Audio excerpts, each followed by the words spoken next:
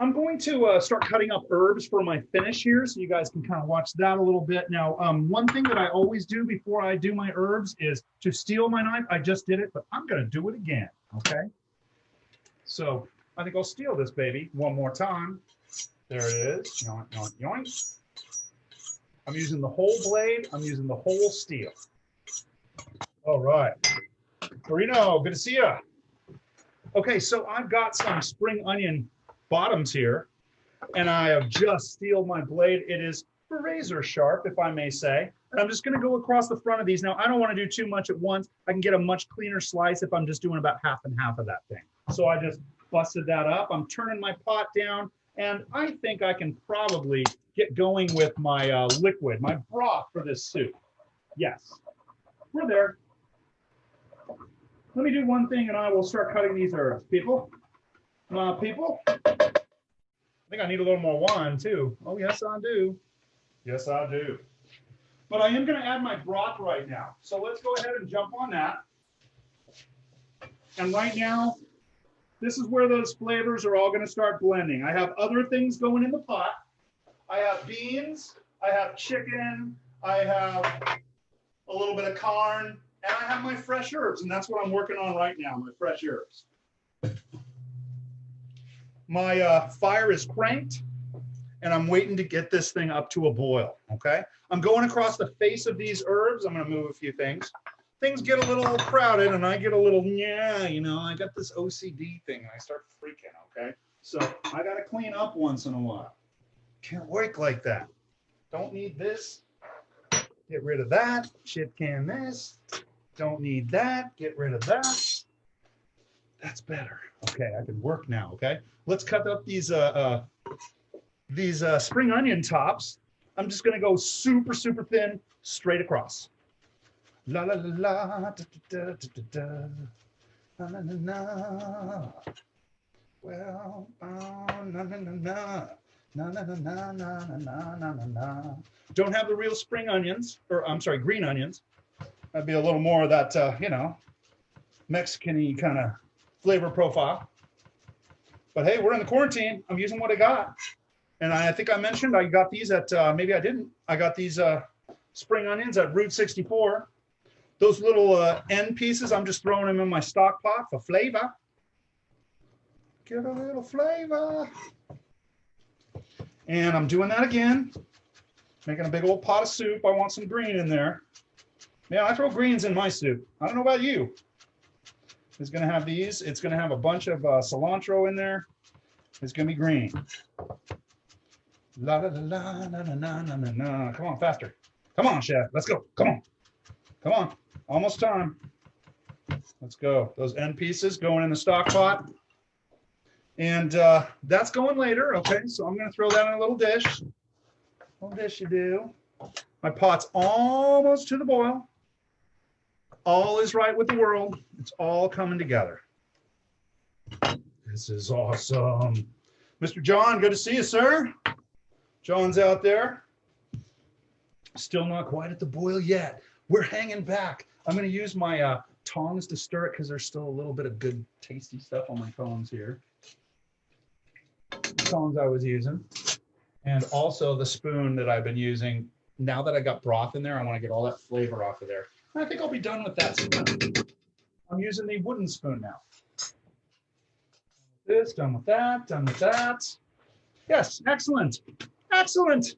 I'm gonna wipe on down, like you know, like I do. And there we go. And I think I need to get just a little bit of red wine here real quick. We're going to get a little red wine. Oh, yeah.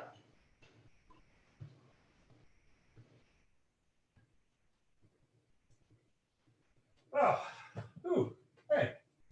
Sorry, I met a groupie backstage. Yeah.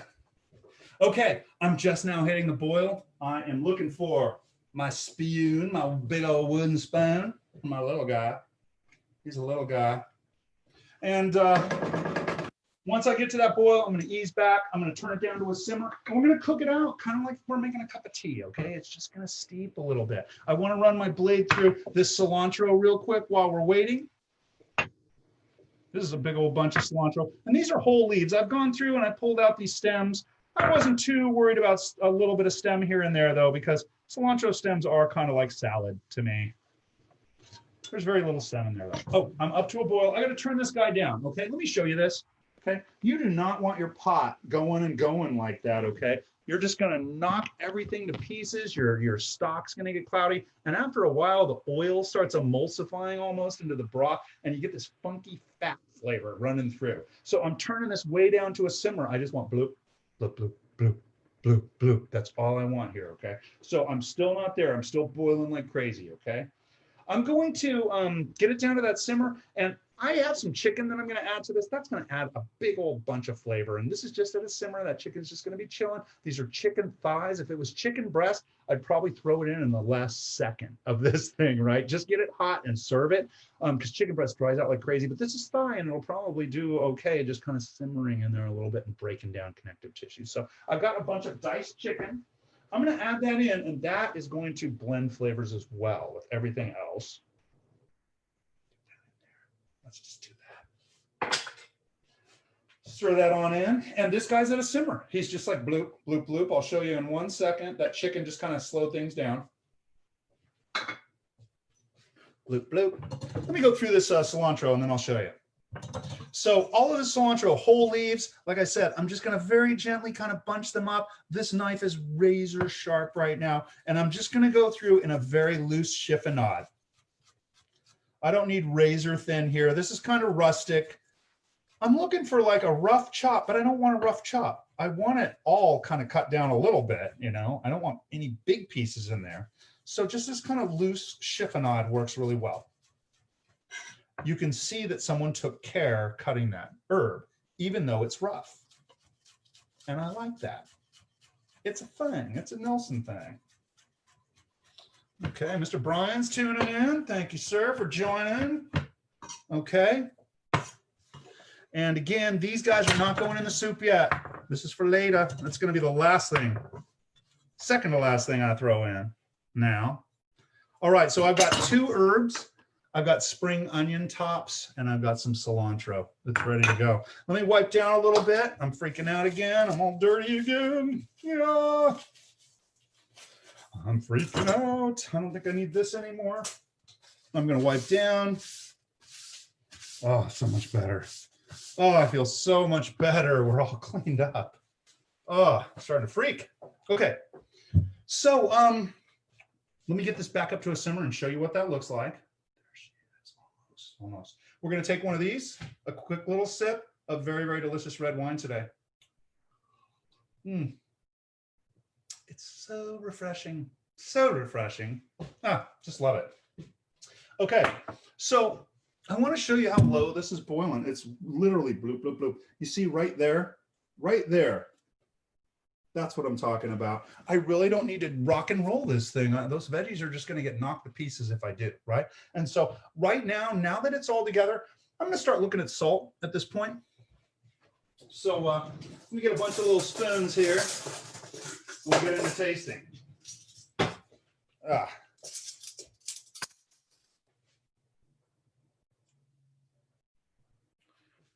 First taste. Okay, I'm gonna hit that with a little bit more salt, but my Mexican spices, I don't need any more of that stuff. I'm actually feeling very good about it. It's kind of tough. You throw in Mexican spices, it's gonna need a little more simmer time, right? Otherwise, you know, you add a spice at the end of the dish, right? The guest feels it on their palate, right? It's oil-based. Remember, it won't glom onto it will just glom onto their tongue. It won't go anywhere. You can't swallow it, right? Your saliva won't blend with it. And so I always feel a disservice. It's a disservice to a guest to like add a spice to something and then serve it to them. I don't put paprika on my, eggs Benedict and crap like that, right? It's just like, you get that little, what's this freaking powder on my tongue? It won't blend, right? So if you add spice to this at this point, now that the liquid's in there, you're going to need a little of that simmer time to kind of extract those flavors, right? And so I'm pretty happy with the Mexican flavor here. I just did the salt. I'm going to try another one, see if I'm happy.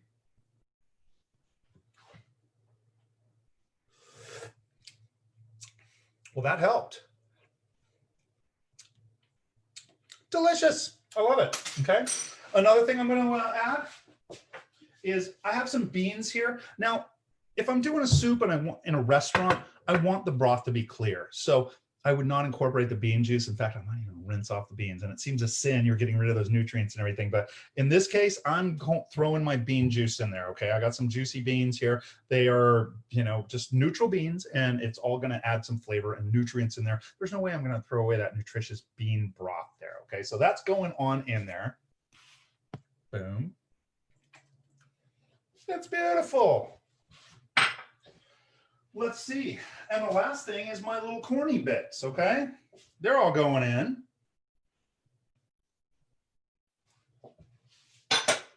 That's actually not the last thing, but it's my last solid ingredient. I'm gonna give that a little stir and show it to you. Maybe I can do both. That's hard. I'm holding my computer up while I stir. And right now, we really are still just waiting for these flavors to blend a little bit. I'm going to kick up the heat just a little bit because I threw something cold in there, that corn, right? So let's get it back up to that simmer because I need to get this stuff done. That needs to get done. Whoa. Yeah. So for me, it's funny, like thick soups, I don't like them very thick. I like them kind of thin and runny, like clam chowder. If you can stand a spoon up in clam chowder, there's no way I'm eating that. Okay, I don't like cement. Okay, and thick soups. With thin soups, I'm the opposite. I like them really, really chunky. Like there's barely any liquid and it's all chunky stuff. So I don't know why I'm the opposite with thick and thin soups, but I am. I am the opposite. So that's something about me. This is fairly chunky, and I'm thinking about even throwing a little rice into this one for dinner too. Is what I might do. Is like serve this with a little rice. So it'll be a Mexican chicken soup with rice, chicken and rice soup. I'm going to add. Now I've got a little bit of spice to it. So the finish on this guy is going to be a little bit of lemon. And so, oh, let me see if I got some lemon cut already. Do I? No, I do not. So I'm going to cut a little lemon, and I'm going to simmer this about 1 more minute, and then we're going to taste it, and it's going to be about done. I'm going to throw my herbs in there, and we're all good. Okay. What did we talk about today, guys? It's all just sum up while this is finishing, and then I'll do my finishes. We started out by talking about that sweating process and how important it is that that's when your spices are worked into the dish, right? This is where we set up the DNA of flavor for our dish moving forward. And so that's what sweating is all about. And so it all happens in that first step. Once you're there, it's a matter of just adding the rest of the ingredients and letting it cook out.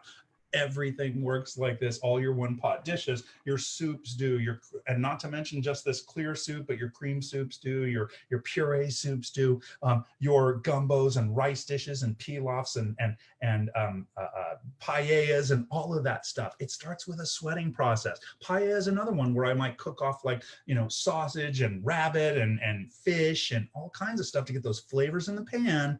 And then I pull all that meat out, and then I throw the rice in and let it all cook out, and then I can kind of work that meat back in. If you got like rabbit legs that are all tough, I'll work that in and let it cook. But there's no way I'm going to let seafood cook in the rice for like a full, 20, 30, 35 minutes or whatever while this pilaf's cooking, right? I kind of work that stuff in the last few minutes and let the juices kind of work into it at the end there. And then the pieces of meat that go in your paella, your gumbo, your jambalaya, whatever that is, it's all still nice and juicy, right? So many people leave that stuff in while it's cooking for such a long cooking time. Okay, so other things that we use sweating for, like tomato sauce, all your, your meat gravy, that kind of thing, your Italian meat gravy, all of that stuff, right?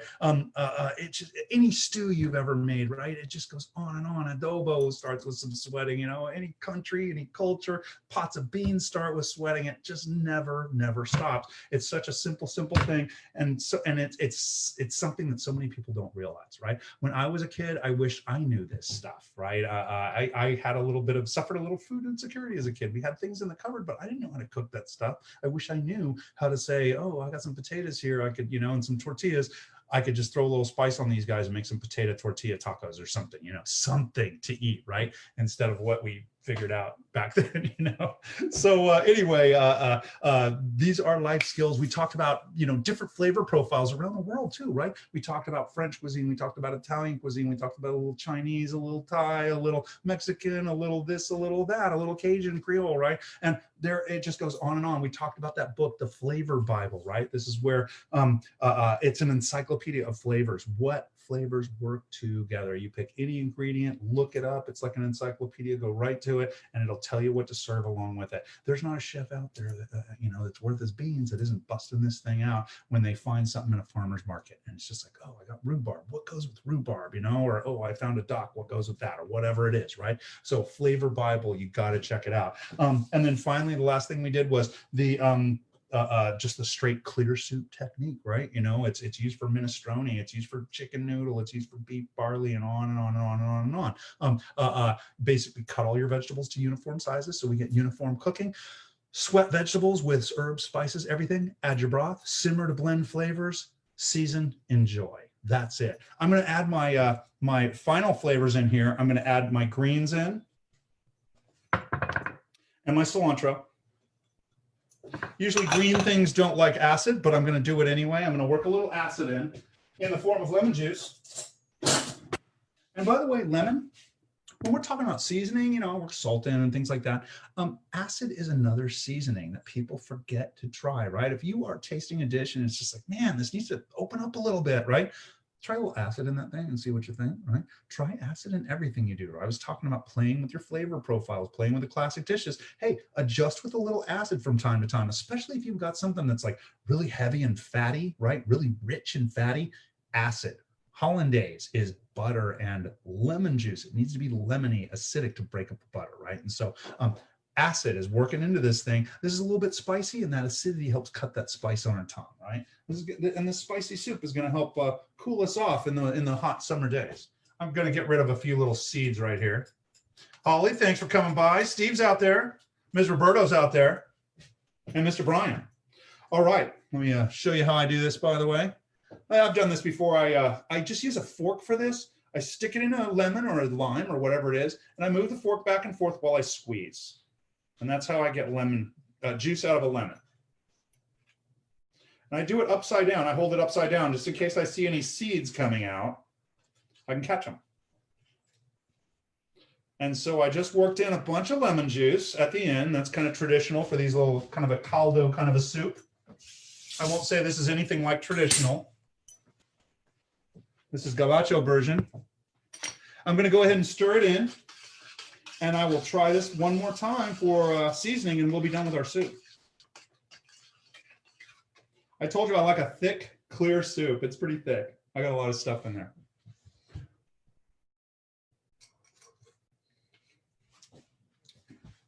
Oh, yeah. That acidity is nice. By the way, I didn't mention, usually it's a lime or something in there instead of a lemon, but quarantine, you know, I got a lemon, not a lime. Another thing to kind of try here is that squash was the last real heavy vegetable that went in there. I want to make sure that that squash is cooked off. And it is. Oh, it's hot. Oh my God. Oh, really hot. Wow. Huh. Awesome sauce. I'm going to add, now that the squash is, it was kind of bulky in there and everything. Now that things have kind of soaked in there, I'm going to add one more pinch of salt. Sometimes your pot will need an additional pinch of seasoning, so do a little double check. Let me get another fresh spoon here. Let me stir that in, give it a chance to dissolve, as they say.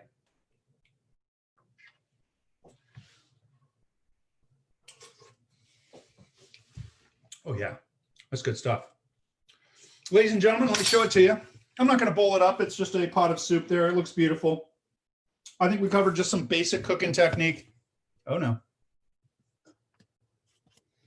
Yeah, we covered some basic cooking technique today. We did some knife cuts. I showed you a tomato concasse. We covered all kinds of stuff, and we covered about 5 or 6 different cuisines around the world. You guys can just cook anything now, right? That was the name of this class, How to Cook All of the Things. Ladies and gentlemen, if you're enjoying if you want to learn a little bit about cooking, right, this is all I'm trying to do is just get people off their couches and into their kitchens, right? Go on my YouTube channel, industrycookingclasses.com, and check it out, guys. I got a ton of these videos. It's just me in my little kitchen here, just laying it on down, but these are all culinary school lectures. I'm sure all of my students that are out there, you know, that I keep running into, they're still hearing this stuff in their nightmares, right? It haunts them for years, and I want it to haunt you, okay? And if it does haunt you, if you are kind of hearing this stuff in your dreams at night, you're welcome, guys, because that means it's sinking in, and that means you're soaking up some life skills. Learning how to cook is a life skill. It's a survival skill, especially in days like that we are living through right now. Okay, so please embrace the kitchen. This is a message that I've been trying to get across for years now, and I'm still doing it. I'm still out here doing it, and I'm going to be doing it all summer. I don't think you can get rid of me until I get another job under my belt next fall. Okay, so keep tuning in, guys, and don't forget, last thing, the party is always in the kitchen. Tell your friends, tell your mom, tell your kids, tell your grandkids, everything. Check it out. We'll see you guys next time. Oh, I got a couple of great interviews coming up this week. I am going to be talking to one of them is a chef at a ghost kitchen. I don't know if he even wants me to throw his name out there, but I want to talk to this chef that's kind of opened up his kitchen to the public, and he's selling meals off on the side and everything. And I want to kind of talk to him about how that's working out during COVID, right? Kind of interesting, right? So it might be a little bit, a bootleg interview coming up on Quarantine Kitchen this week. That's going to be on Thursday. I'm also talking to Mr. Kenneth G, and he is doing organic CSA boxes out in Yolo County, and we're going to talk to him about how that's all working during COVID and how people are getting those CSA boxes and feeding themselves, getting the nutrients they need, just getting alternative sources of ingredients out there, right? And that's so important nowadays. So again, thanks for tuning in, and we will see you guys for a couple more shows this week. I got a couple interviews coming up, so take care. And again, that party, it's always in the kitchen, guys. Don't forget. We'll see you next time. Oh, oh, oh.